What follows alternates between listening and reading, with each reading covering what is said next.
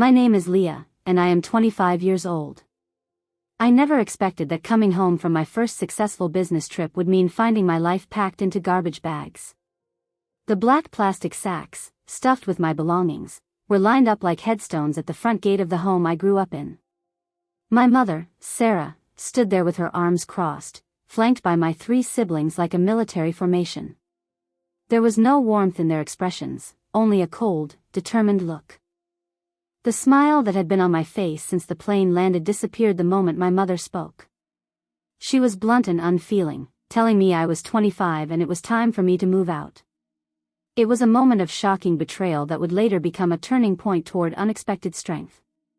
Growing up as the youngest of 4 in our suburban Chicago home had never been easy. My father passed away when I was only 7, leaving my mother to raise us alone. My oldest brother, Jack, was already 18 at the time. My sister Natalie was 16, and my brother Kevin was 14. While they had years of memories with our dad, I barely remembered what he looked like without looking at photographs. After he died, my mother changed. The warm, laughing woman from my earliest memories hardened into someone who measured love by achievement and obedience. She worked 2 jobs to keep us afloat, reminding us daily of the sacrifices she had made. "I gave up everything for you kids," became her frequent refrain, usually followed by, "the least you could do is." As the baby of the family, I received both the benefits and the burdens of being the last. My mother was financially more stable by the time I needed braces or college tuition, but the emotional toll of single parenthood had worn her down. She controlled every aspect of my life with an iron fist, from my friends to my choice of college major. My siblings had all followed the paths she approved. Jack became a surgeon, Natalie a corporate attorney, and Kevin a successful engineer. They married people my mother liked, bought homes in neighborhoods she approved of, and had children on the schedule she thought was appropriate. They were her success stories, proof of her excellent parenting. And then there was me. I studied marketing instead of medicine or law, took a job at a startup rather than an established firm, and remained stubbornly single at 25. While I was not rebellious by most standards, in our family I was the black sheep. "When are you going to get a real job?" my mother would ask during Sunday dinner. "Natalie was already making 6 figures at your age." Despite these tensions, I had chosen to live at home after college. The decision had initially been practical. My entry-level marketing position paid modestly, and Chicago housing prices were astronomical. Staying with my mother allowed me to save money and pay down my student loans more quickly. My mother had told me I could stay as long as I needed, claiming that family supports family. But her support came with conditions, mostly unspoken but always present. I paid rent, contributed to groceries, and handled most of the household chores. I drove her to appointments, helped her with technology problems, and listened to hours of her complaints about neighbors, coworkers, and occasionally, my siblings, although never when they were there. The dynamic with my siblings was equally complicated. To them, I was still the baby, someone whose opinions carried less weight. When family disagreements arose, they would form a united front with my mother, dismissing my perspective as immature or uninformed. "You'll understand when you have more life experience," Jack would say, even though I had lived on my own for 4 years of college and traveled internationally, experiences he had never had. The tension between independence and family obligation grew as I approached my mid-20s. Friends my age were living in apartments, dating freely, and staying out late without a text demanding their whereabouts. I envied their freedom but felt trapped by both financial reality and familial duty. Then came the opportunity one thought might change everything. My marketing firm landed a major client, and as the team member with the freshest ideas, I was chosen to present our campaign in New York. It was my first business trip, my first solo presentation to a major client, and potentially my first big career break. I had spent weeks preparing, rehearsing until I could recite the pitch in my sleep. The night before my flight, my mother had seemed distracted during dinner, barely acknowledging my nervous excitement. I reminded her that I would be back late Friday night as I washed the dishes. "Fine," she said, not looking up from her phone. She told me Jack and Natalie were coming over on Saturday with the kids, and that I should be there to help. I swallowed my disappointment at her lack of enthusiasm. In my heart, I had hoped this professional milestone would finally earn her approval. If I could prove my career path was viable, perhaps she would see me as an adult rather than a disappointing child. The presentation in New York had exceeded all expectations. The clients loved our campaign, asking for only minor adjustments before approving the 7-figure budget. My boss took me to dinner afterward and discussed a potential promotion and a raise if the project launched successfully. He told me I had real talent and that he saw a bright future for me at the firm. Those words had warmed me more than the expensive wine we shared. For once, someone saw my potential rather than my shortcomings. During my limited free time, I purchased small gifts for everyone: a silk scarf for my mother, craft beers for my brothers, and a designer pen for my sister. These were small tokens of my success, peace offerings I hoped would bridge the gap between us. On the flight home, I imagined sharing my triumph at the family gathering the next day. Perhaps Jack would finally stop asking when I planned to get a stable job, and maybe Natalie would stop forwarding me job postings for administrative positions at her law firm. It was even possible that Kevin would quit suggesting I pursue a master's degree to catch up to my peers. Above all, I fantasized about my mother's reaction. In my daydream, she smiled with pride, telling her friends about my accomplishment, finally seeing that I was making my own way, just on a different path than my siblings. Little did I know that my fantasy of family validation would shatter within minutes of my return, replaced by a nightmare I could never have anticipated. The Chicago afternoon greeted me with perfect spring weather as my ride-share pulled away from O'Hare International Airport. Sunshine warmed the city after weeks of rain, which I took as a good omen. The gifts I had purchased sat neatly in my carry-on bag, wrapped in tissue paper. My presentation materials were safely stored in my laptop bag, including the signed contract that would transform my department's budget and hopefully my career trajectory. I texted my mother that I had landed safely and was on my way home, but I received no response. This was not unusual, as she often missed texts when she was with her gardening club or at church. Still, a small twinge of unease flickered through me. Throughout my trip, communication had been minimal, with my check-in texts met with one-word responses or nothing at all. Halfway home, my phone rang with Jack's number on the screen. My oldest brother rarely called me directly, preferring to communicate through our family group chat or via my mother. "Hello," I answered, my curiosity mixing with faint apprehension. "Where are you right now?" His tone was clipped and professional, the same voice he likely used with difficult patience. I told him I was in a car heading home and that my flight had landed early. I asked if everything was okay. A long pause stretched between us, accelerating my heartbeat. My brother said that my mother wanted to talk to me when I got home, and that they all did. Alarm replaced my confusion, and I asked if someone was sick. He simply told me to get home and hung up without further explanation. My mind raced through possibilities. Had something happened to one of my nieces or nephews? Was my mother ill? Had a distant relative passed away? None of those scenarios explained the coldness in Jack's voice or why we all needed to talk to me. I tried calling Natalie and Kevin, but neither answered. I sent messages to our family group chat asking what was happening but saw only read receipts, no responses.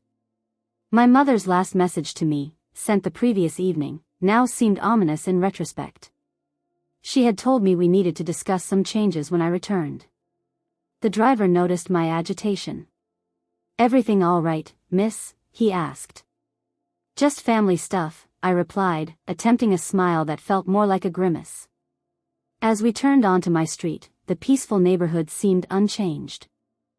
Children played in front yards, couples walked dogs, and retirees tended to spring gardens. Our modest 2-story home came into view, its blue siding and white trim as familiar as my own reflection. Then I saw them. A dozen or more black garbage bags lined the driveway near the front gate. 4 figures stood in the yard, their postures stiff and confrontational. I recognized them immediately, my mother in her gardening apron, Jack in his casual weekend clothes, Natalie in one of her impeccable business casual outfits, and Kevin in the university sweatshirt he favored on days off. "You can stop here," I told the driver, my voice distant to my own ears. I paid quickly, gathered my luggage, and stepped out onto the sidewalk. The driver pulled away, leaving me exposed before my family's unified front. None of them moved to help me with my bags, and none of them smiled in greeting. "What is going on?" I asked, approaching slowly. "What are all these bags?" My mother stepped forward, her mouth set in a thin line. She told me that my things were packed and that it was time for me to find my own place. The world tilted beneath my feet. "What? Why?" I asked. "We never discussed this." My mother continued as if I had not spoken. "You are 25 years old. All your siblings were on their own by 23. You have overstayed your welcome." Jack nodded in agreement. He said it was time I learned responsibility. The irony of his statement might have made me laugh in different circumstances. I had been paying rent, handling household chores, working full-time, and advancing my career. By any reasonable definition, I was already responsible. "This is insane," I said, looking from face to face, searching for any sign of warmth or explanation. "I just got back from a business trip. I have nowhere to go." Natalie interjected, checking her watch as if my homelessness was making her late for an appointment. She said that I should have planned better, and that they had all managed to find apartments right after college. I reminded her that they had had parental co-signing and down payment assistance. And significantly higher starting salaries in established professions, I added. Kevin shook his head. "Excuses," he said. "You've had 3 years to figure this out." I turned to my mother, hoping to find some explanation in her expression. "Why now? Why today, without any warning?" I asked. She replied that she had been hinting for months that I should move on. Hinting is not the same as giving notice. My voice rose despite my efforts to remain calm. Normal people discuss major decisions. They don't pack someone's belongings while they're away and ambush them upon return. Jack warned me not to raise my voice to my mother and stepped closer. The absurdity of the situation struck me all at once. I was being lectured about respect while being treated with absolute disrespect. My family had waited until I was out of town to pack my possessions in garbage bags and evict me without warning or discussion. What is this really about? I asked, suddenly remembering conversations I had overheard between my mother and Natalie about property values in our neighborhood. I asked my mother if she was selling the house. A flicker of surprise crossed her face before she composed herself. She said that her financial decisions were none of my concern.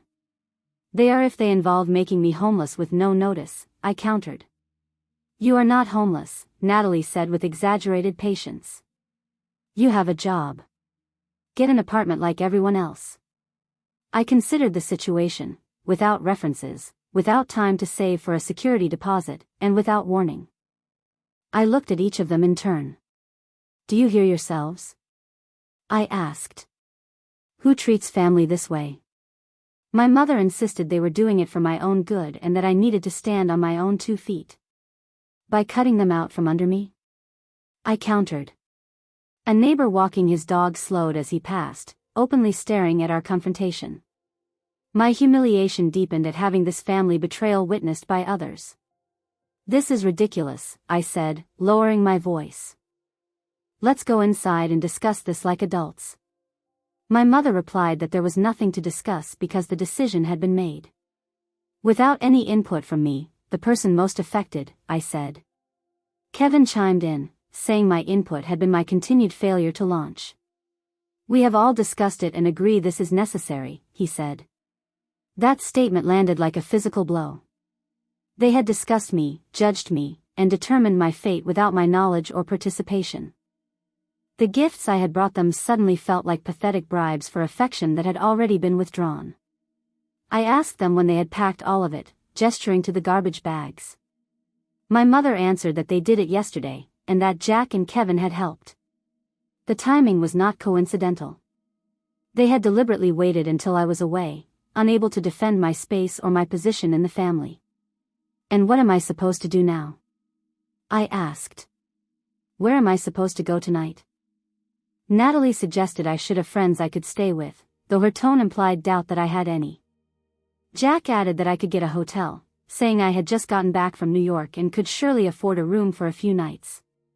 They did not know that the company had paid for my New York accommodations or that my modest savings were earmarked for eventual moving costs, which I had planned to discuss with my mother when the time was right. "Can I at least come inside and sort through these bags?" I asked. "I doubt you knew what was important when you packed." My mother said that everything was there and that my room had been cleared. The finality of her statement made my stomach clench. They had erased me from the house while I was gone, as if I had never belonged there at all. A white-hot anger surged through me, temporarily burning away the shock and hurt. 25 years of feeling less than, of trying to earn approval that never came, of walking on eggshells in my own home, all culminated in this moment of utter betrayal. "How dare you?" I said, my voice low and trembling. "How dare all of you stand there acting righteous while doing something so cruel?" Natalie muttered that I was being dramatic as always. I laughed without humor. I was ambushed after a business trip, my possessions were thrown into garbage bags, and I was told I was homeless, effective immediately. Yet I was the dramatic one. Jack told me they knew I would react this way and that was why they did it while I was gone. "You mean why you waited until I wasn't here to defend myself?" I asked. "That is not responsible adult behavior. That is cowardly." My mother's face flushed with anger. "Don't you speak to us that way after everything I've done for you," she said. "What exactly have you done for me lately?" I cut her off. My mother had charged me rent, made me handle most household chores, criticized my career choices, and compared me unfavorably to my siblings at every opportunity. "You ungrateful little..." she began. "Ungrateful?" I cut her off again. "I have been nothing but grateful. I have thanked you, helped you, supported you emotionally and financially. I have swallowed every criticism and endured every comparison and still showed up with love and respect." The facade of family unity began to crack as my mother turned to Jack. "I told you she would make this difficult," she said. "Make what difficult, exactly?" I pressed. "Why now? Why the urgency? Why the garbage bags instead of proper boxes? Why the audience?" I gestured to my siblings. Kevin shifted uncomfortably, the first sign that perhaps he was not fully committed to this plan. "Mom is selling the house," he admitted. "Kevin." Natalie hissed. "She deserves to know," he replied. The truth emerged in fragments as they argued among themselves. My mother had received an offer on the house significantly above market value, and the buyers wanted immediate occupancy. Rather than discussing this with me, she had decided with my siblings that my portion of any inheritance or proceeds would be reduced to compensate for my extended stay at home. So this was about money, I realized as the pieces fell into place. They were pushing me out to sell the house and did not want me to have a claim on my share. "You haven't contributed to the mortgage," Natalie argued. I countered that I had paid rent for 3 years and asked where that money had gone if not toward household expenses. My mother dismissed the argument, saying my rent barely covered my food and utilities. "And what about Dad's will?" I asked. "He left the house to all of us." I may have been young when he died, but I remembered the lawyer explaining that. Uncomfortable glances passed between them. They had hoped I would not remember or would not assert my legal rights. "You would sue your own mother?" Jack asked incredulously. "You would disinherit your own daughter?" I fired back. We had reached an impasse, standing in the front yard with neighbors pretending not to watch. 3 years of pent-up resentment boiled over as I finally said what I had swallowed for too long. "You have never respected my choices or seen me as an equal adult. You have used me as free labor, emotional support, and a convenient target for your disappointment, and now you discard me when it is financially convenient." No one denied these accusations. Their silence confirmed every insecurity I had harbored about my place in the family. In that moment of clarity, I made a decision that would alter the course of my life. I walked to my car, which thankfully had been parked on the street during my trip, and opened the trunk. "What are you doing?" my mother demanded. "Leaving?" I replied simply. "Is that not what you want?" One by one, I loaded the garbage bags into my car, grateful that I drove a hatchback with folding rear seats. The bags contained my entire life: clothes, books, electronics, mementos, things packed without care or concern for their significance. When the car was full, I turned to face them one last time. They stood together, a unit from which I had always been subtly excluded. I told them that I had just landed the biggest client in our firm's history and that I was about to get a promotion. I had even brought gifts for all of them to celebrate. I laughed softly at my own naivety. "I actually thought you would be proud of me," I said. "Leah," Kevin began, a hint of regret in his voice. "No," I cut him off. "You have all made your position clear. I will not stay where I am not wanted or valued." To their visible surprise, I smiled. Not from happiness, but from the sudden weightlessness of having nothing left to lose. "Goodbye," I said, getting into my car. "I hope the money is worth it." I drove away without looking back, tears blurring my vision as I navigated familiar streets that suddenly felt foreign. My phone began buzzing with messages, likely my family realizing the implications of their actions, but I ignored them. With no plan and nowhere to go, I called the only person I trusted completely, my college roommate, Zoe. Through my choked sobs, I explained the entire situation. Zoe immediately told me to come to her apartment and said I could stay as long as I needed. She lived about 30 minutes away with her boyfriend, Tyler. When I arrived, they helped me unload my car without judgment or question, setting up their spare room as a temporary sanctuary. That first night was the lowest point.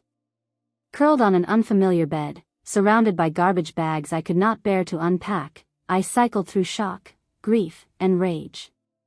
My phone continued to buzz with messages, which Zoe eventually convinced me to read. They were exactly as I had expected. My mother insisted I was overreacting, Jack lectured me about responsibility, and Natalie sent me links to apartment listings well outside my budget. Kevin was the only one who expressed some regret about the method, though not the decision itself. Zoe declared that they were all toxic people and that I needed space from them. I said weakly that they were still my family. Tyler interjected that family does not treat each other this way, and that what they had done was emotional abuse. The term felt extreme in the moment, but the validation from an outside perspective helped me see the situation more clearly. What had happened was not normal, and it was not my fault. Perhaps most importantly, I did not have to accept it. That night, I made two decisions: would build a new life entirely independent of my family, and I would never again measure my worth through their approval. As I finally drifted to sleep in the early hours of the morning, a strange sense of possibility flickered beneath the pain. For the first time in my adult life, I was truly free to define myself on my own terms. The first week after being forced out was a blur of practical challenges. Zoe and Tyler insisted I stay as long as I needed, but I knew their one-bedroom apartment was too small for 3 adults long-term. Their generosity bought me time to find alternative housing without rushing into a bad situation. During lunch breaks at work, I scoured apartment listings, quickly discovering that Chicago's rental market was even more competitive than I had feared. Most places required proof of income of 3 times the monthly rent, a perfect credit score, and first and last month's rent, plus a security deposit and landlord references. My modest savings, which had seemed substantial when I was living at home, barely covered the upfront costs of securing housing. After 10 days of searching, I found a tiny studio apartment in a less desirable neighborhood with a landlord willing to accept a larger security deposit in lieu of rental history. The apartment was nothing like the comfortable home I had left. Paint peeled in the corners, the appliances were outdated, and strange noises filtered through the thin walls at all hours. But it was mine, a space where no one could pack my belongings or question my choices. Moving in highlighted how little I actually owned. My family had packed my personal possessions, but none of the household items necessary for independent living. I had no dishes, towels, cleaning supplies, or furniture beyond my bedroom set. "We'll have a housewarming," Zoe declared, helping me unpack my clothes into the apartment's single closet. "Everyone brings something useful instead of decorative crap." True to her word, she organized a small gathering of college friends and work acquaintances. They arrived bearing second-hand furniture, kitchen essentials, and other household goods. By evening's end, my apartment had transformed from an empty shell into a basic but functional living space. "It's not much," I apologized as we sat on mismatched chairs eating pizza off paper plates. "It's a beginning," my friend Amber corrected. "And you did it without their help." Financial reality hit hard that first month. After paying rent, utilities, grocery bills, and transportation costs, my previously adequate salary left almost nothing for savings or emergencies. I created spreadsheets to track every expense, meticulously planned meals, and learned which grocery stores offered the best prices on essentials. Work became my anchor and salvation. The Monday after being forced out, I arrived at the office early, threw myself into finalizing the New York client's campaign, and channeled all my emotional turmoil into creative energy. My boss noticed my dedication. 2 weeks later, he told me I had been putting in serious hours, and that the New York presentation was excellent and my follow-up impeccable. I simply thanked him, not mentioning the personal chaos behind my professional dedication. He went on to say that they were restructuring the team and that he would like me to lead the digital marketing division. It came with a 15% raise and more responsibility. The promotion could not have come at a better time. The additional income would not make me wealthy, but it would ease the constant financial anxiety of solo living. More importantly, it validated my career path, the very one my family had dismissed as inadequate. While my professional life flourished, I struggled emotionally. Nightmares about homelessness disrupted my sleep, and unexpected sounds in my new building triggered panic responses. Trust issues colored my interactions with coworkers and friends. "You should talk to a professional," Zoe suggested during one of our weekly coffee meetups.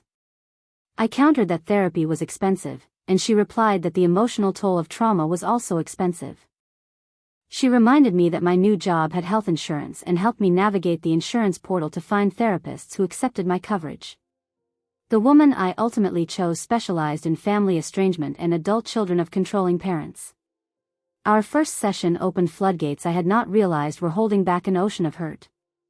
My therapist affirmed that what my family did was not normal or acceptable. She said that evicting someone without notice was legally questionable, even with family, and that doing it while I was away showed premeditation and a fundamental lack of respect. Weekly therapy sessions helped me recognize patterns of emotional manipulation that had defined my family relationships. I learned about concepts like scapegoating, golden children, and conditional love. Slowly, I began rebuilding my sense of self-worth, separate from family approval. Practical skills became another focus of my new independence. I had never needed to handle certain aspects of adult life while living at home. Now, I taught myself basic plumbing, how to jumpstart a car, simple cooking techniques, and home repairs. Each new skill felt like a tiny victory, proof that I could survive and even thrive on my own. 3 months after moving out, I encountered my brother Kevin at a coffee shop downtown. The meeting was accidental, uncomfortable, and revealing. He awkwardly told me I looked good and asked how I was doing. I replied truthfully that I was doing well and that I had gotten promoted. He said that was great and hesitated before saying that our mother had been asking about me. I told him that was a strange way of showing concern, cutting off all contact. He corrected me, saying I was the one who stopped answering messages after being thrown out with no notice. "Yes, I did," I said. We stood in uncomfortable silence, holding our coffee cups like shields. He finally told me that our mother wanted me to come to Sunday dinner to talk things through. I asked him on what terms, and what he meant. I asked if she acknowledged what she did was wrong, if she was apologizing, or if she expected me to pretend nothing happened and resume the same dysfunctional relationship. His expression answered my questions. There would be no acknowledgement, no apology, and no change. "I can't do that, Kevin," I said. "I am not the same person who left 3 months ago." He insisted that she was still my mother. "Yes," I agreed. "And I am still her daughter." That didn't stop her from treating me like I meant nothing. As we parted ways, he seemed troubled, perhaps seeing our family dynamic from a new perspective. That brief encounter strengthened my resolve to maintain boundaries, even as it reopened barely healed wounds. The path forward was neither straight nor easy. Some days, I felt empowered by my independence. Others, I crumbled under the weight of estrangement from my only family. But slowly, deliberately, I built a life that belonged wholly to me, furnished with my choices and governed by my values. It was not the life I had imagined, but it was becoming one I could be proud of. As 3 months stretched into 4 and then 5, a remarkable transformation began to take place. The constant anxiety that had characterized my first weeks of independence gradually subsided, replaced by growing confidence in my ability to handle whatever challenges arose. My promotion proved to be a turning point professionally. Leading the digital marketing division meant higher visibility within the company and direct client contact. I assembled a small but effective team, implemented new analytic strategies, and delivered consistent results that impressed both clients and executives. Our CEO noted during a quarterly review that my campaign had increased engagement by 40% and that it was impressive work. The acknowledgement, delivered in front of the entire leadership team, felt more validating than any family approval I had ever sought. My colleagues saw my value without the distorting lens of family history or comparison. With financial stability came practical improvements.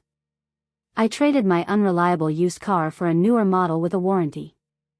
When my lease approached renewal, I found a nicer apartment in a safer neighborhood with more natural light and a small balcony where I could grow herbs and flowers. The process of furnishing my new space became an exercise in self-discovery. Free from my mother's aesthetic preferences and my siblings' opinions, I could finally explore my own taste. I discovered a love for mid-century modern design, bold colors, and functional spaces. Each piece I selected, whether new or secondhand, reflected my emerging identity. "This place feels like you," Zoe commented when she visited the newly decorated apartment. "Your old room never did." She was right. My childhood bedroom had remained frozen in adolescence, while my space at my mother's house had felt temporary despite 3 years of residency. This apartment, though rented, was the first home that truly expressed who I was becoming. Social connections expanded beyond my small circle of college friends. I joined a book club, volunteered at a local food bank, and accepted invitations to work events I would have previously avoided. Through these activities, I met people who knew me only as I was now, not as the family disappointment or the babied youngest sibling. Among these new acquaintances was Daniel, a graphic designer who collaborated with my marketing team on client projects. Our professional relationship evolved into a friendship and eventually into a cautious romance. Unlike previous relationships conducted under my mother's scrutinizing gaze, this connection developed at its own pace, free from external pressure or judgment. Daniel asked me about my family during our third date. I told him it was complicated and shared the condensed version of recent events. His response was refreshingly straightforward. He said they sounded toxic and that he was sorry I had experienced that. There was no defense of family loyalty, no suggestion that I must have done something to deserve such treatment, and no pressure to reconcile, just a simple validation of my experience and feelings.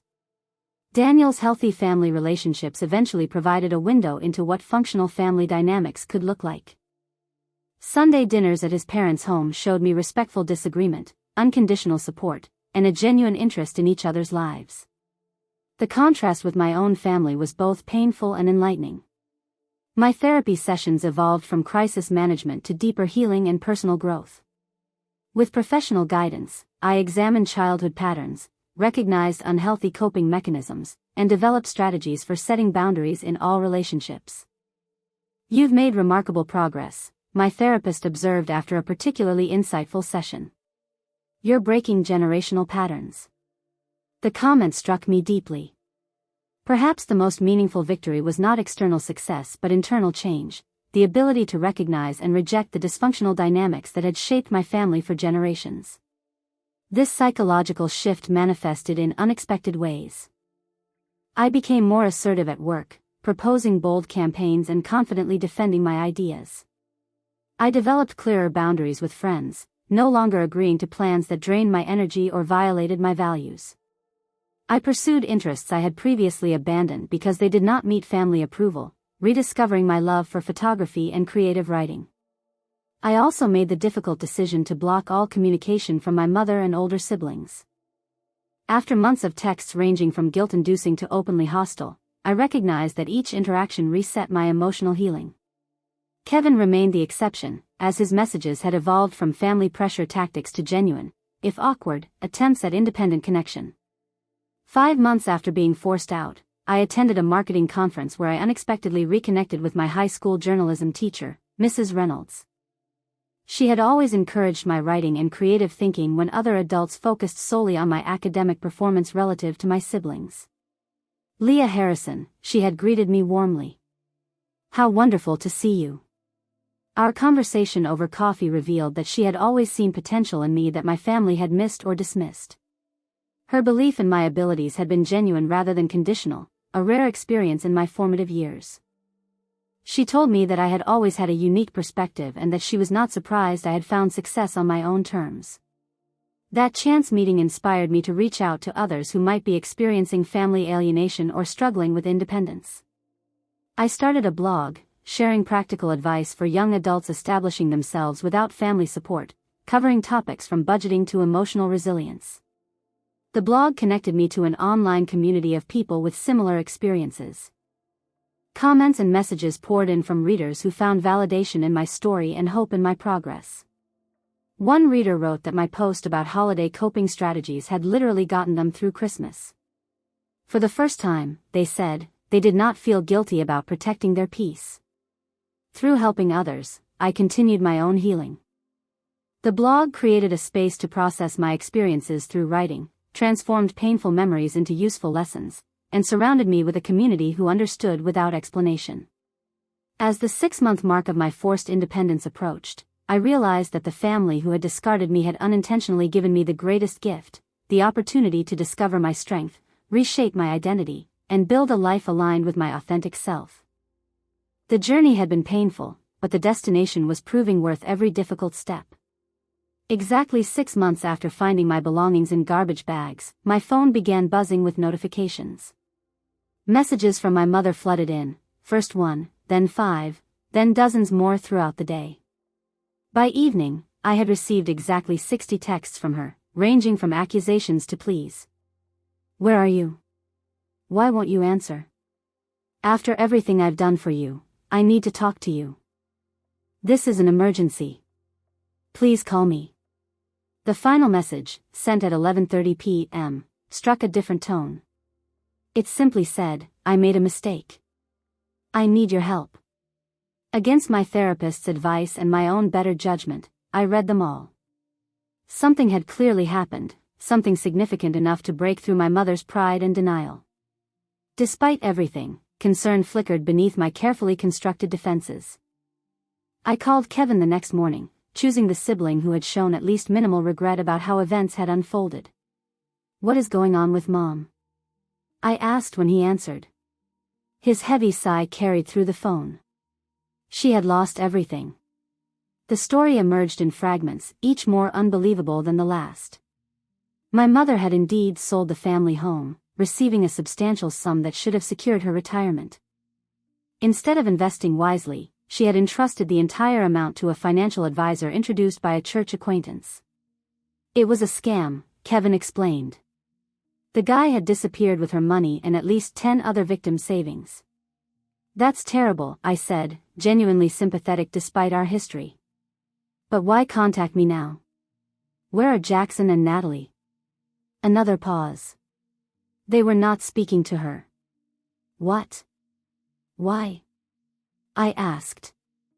"She promised each of us a portion of the house proceeds," he said. Jackson had already put a deposit on a vacation property based on that promise. Natalie had planned a home renovation. "And you?" I asked. I was more cautious, he admitted. "But I'm still angry. She made decisions without consulting any of us, then lost everything." The irony was not lost on me. My mother had excluded me from decisions about my own living situation and now felt the sting of similar treatment from her other children. "There's more," Kevin continued reluctantly. "She had nowhere to live. The new owners had taken possession of the house last week. She had been staying in a motel, but her funds were running out. Where does she expect to go?" I asked. She mentioned your new apartment. A cold wave of disbelief washed over me.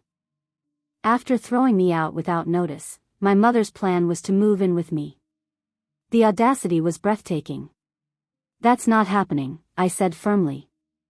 I know, Kevin agreed, surprising me. That would be unreasonable after everything. But she needs something, Leah. She's still our mother. The situation forced me to confront complex questions about obligation, forgiveness, and boundaries. What did I owe the woman who had raised me but also betrayed me? Could I help without sacrificing the healthy independence I had built? Was it possible to show compassion without enabling toxic patterns?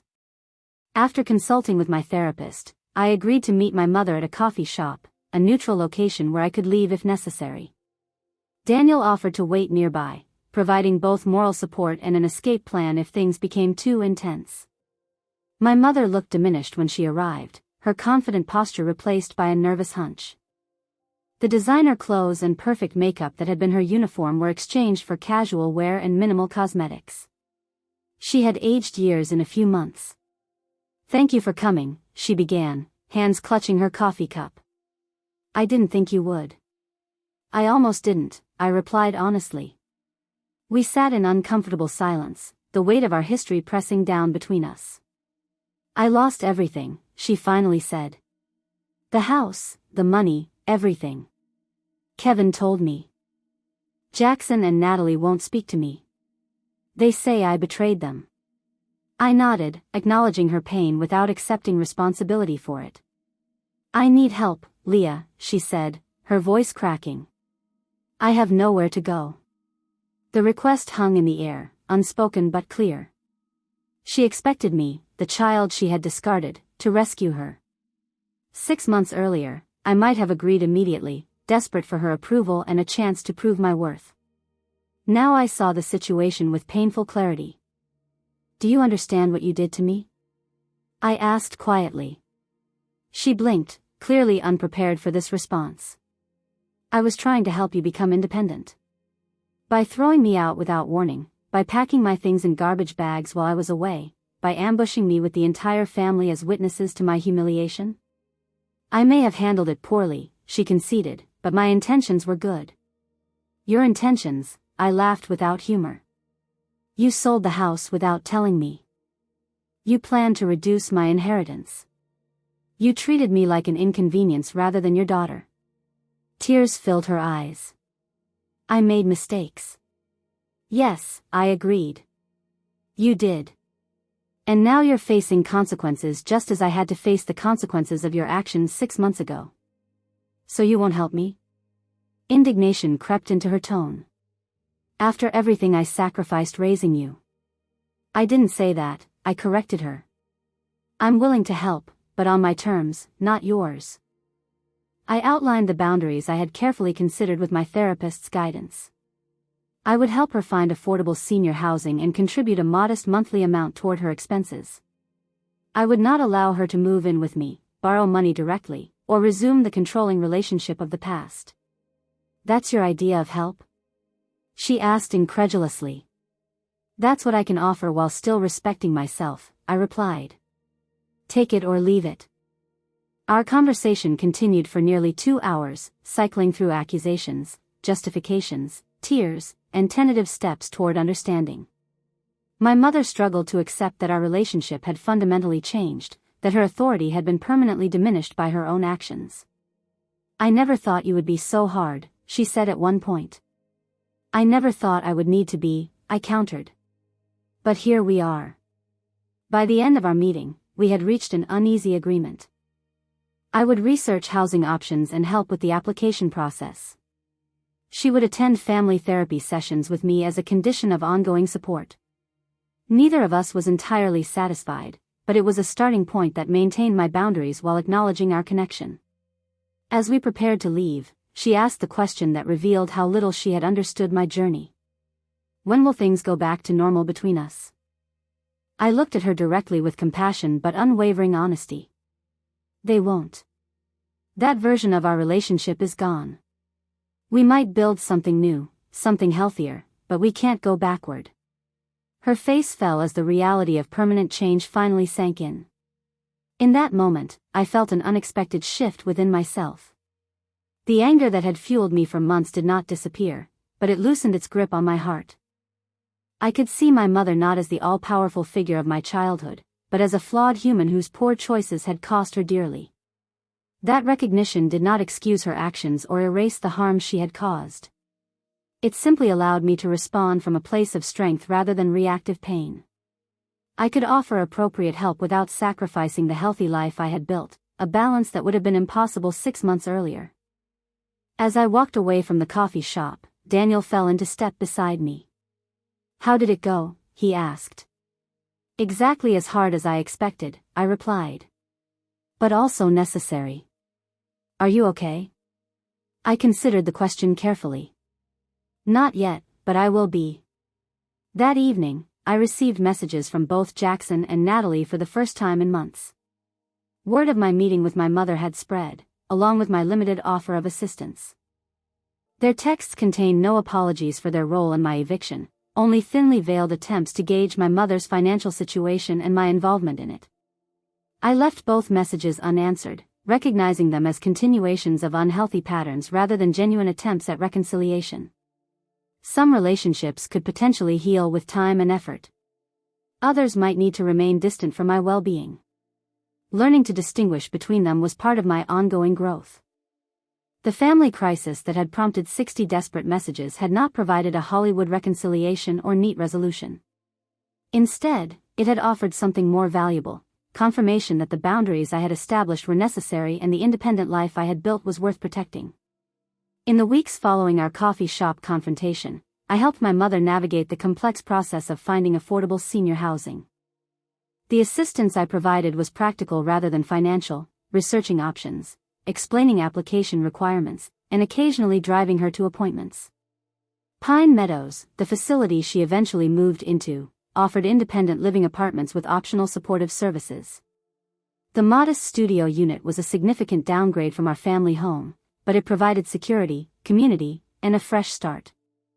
"It's small," she commented during move-in day, surveying the compact kitchen and living area. "So was my first apartment," I reminded her gently. "You adapt." The parallel was not lost on her. For perhaps the first time, my mother was experiencing the challenges of starting over with limited resources, the very situation she had thrust upon me without warning or preparation. Our relationship remained complicated, but the enforced distance created space for gradual healing. The weekly therapy sessions, which she attended reluctantly at first, became a structured environment to address long-standing patterns and build healthier communication. "I never realized how my own upbringing affected my parenting," she admitted during one particularly breakthrough session. "My mother was even more controlling than I was." Understanding the origins of her behavior did not excuse it, but it provided context that helped me process my childhood experiences. Generational trauma had shaped our family dynamics in ways none of us had recognized or addressed. As promised, I contributed a modest monthly amount toward her expenses, carefully calculated to provide necessary support without sacrificing my own financial security. The arrangement was formalized through our therapist, establishing clear expectations and boundaries on both sides. My relationships with my siblings evolved along different paths. Kevin and I rebuilt a cautious connection, meeting occasionally for coffee and maintaining text communication. He apologized for his role in my eviction, an acknowledgement that opened the door to potential reconciliation. "I should have stood up for you," he said during one of our meetings. "I knew it was wrong." "Why didn't you?" I asked, not accusingly, but with genuine curiosity. "It was easier to go along," he admitted. "I've always done what Mom and Jackson thought best, even when I disagreed." His honesty revealed patterns I recognized from my own experience, the complex dynamics that had shaped all our choices and reactions. Through our conversations, we both gained insights into the family system that had constrained us in different ways. Jackson remained distant, occasionally sending impersonal holiday greetings or family announcements, but making no effort at meaningful connection. His pride prevented him from acknowledging any wrongdoing, and I no longer felt compelled to seek his approval or forgiveness. The most surprising development came from Natalie. 6 months after our mother's financial collapse, my sister experienced her own crisis when her husband announced he wanted a divorce. Suddenly single with 2 children and a lifestyle she could no longer maintain independently, she gained unexpected perspective on vulnerability and independence. "I never understood what it meant to have your life upended overnight," she confessed during an unexpected phone call. "I think I get it now." Our reconciliation was tentative and incomplete, but it opened possibilities I had not anticipated.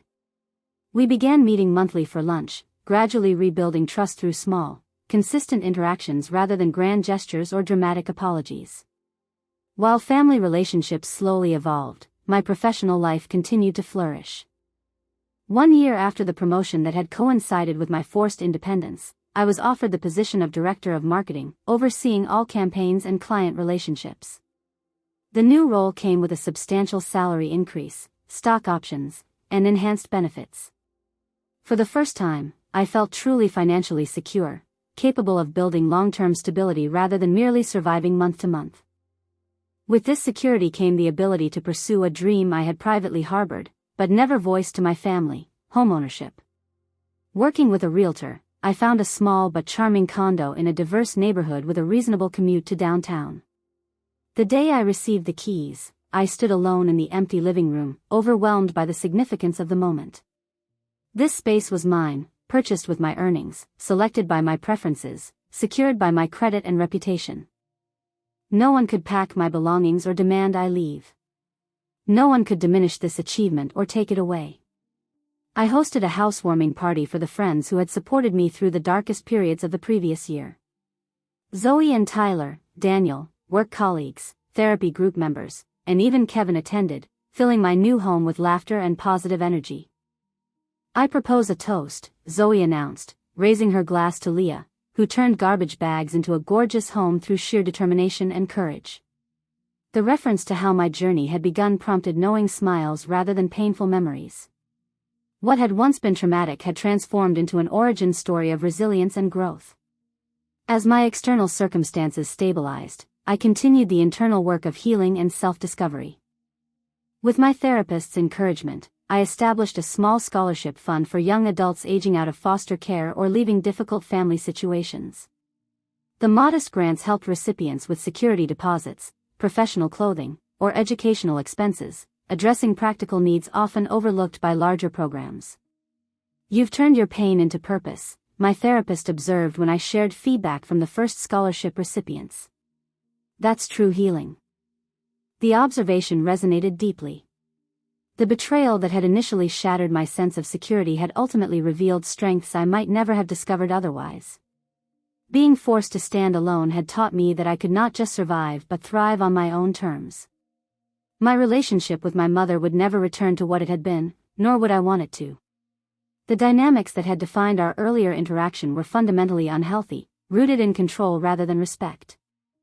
Instead, we were slowly building something new, a relationship between adults with clear boundaries and realistic expectations. During our last therapy session of the year, my mother said something that demonstrated how far we had both come. "I'm proud of you," she stated simply. "Not because you're successful by conventional standards, though you are.